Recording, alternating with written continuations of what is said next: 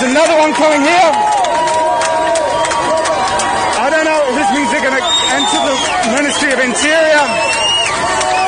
But this is incredible. No one expected this. Police department me.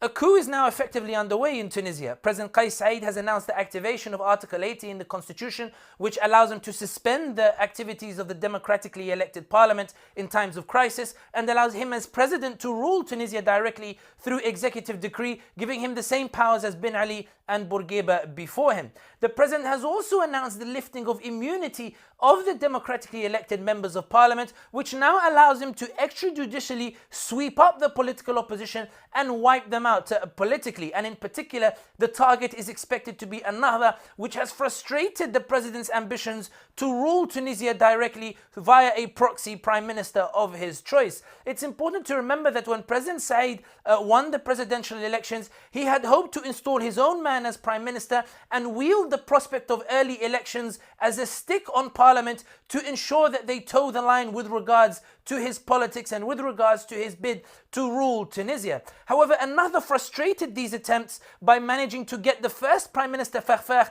ousted on corruption charges and managing to convince the second Prime Minister, the choice of Saied, Hisham Mshishi, managing to convince Mshishi to betray Saied and to lean on Parliament and Ennahda for support. And Mshishi would then go on to remove the president's loyalists in the government, beginning with the health minister and eventually the interior minister, which really upset the president so much so that he decided to adopt a constitutional loophole to frustrate the activities of parliament. The reason President Saied hasn't moved before is because he's always been uncertain to what extent the people will go with him in this attempted coup that he is engaging in now. And now, given that there are widespread protests in Tunisia, given now that the people have been burning the offices of Ennahda, given that Ennahda are especially dwindling in the opinion polls and Tunisians blame them primarily for a lot of the ongoing issues in the government, Saied believes that now is the time to implement this coup. He believes that no one will shed a tear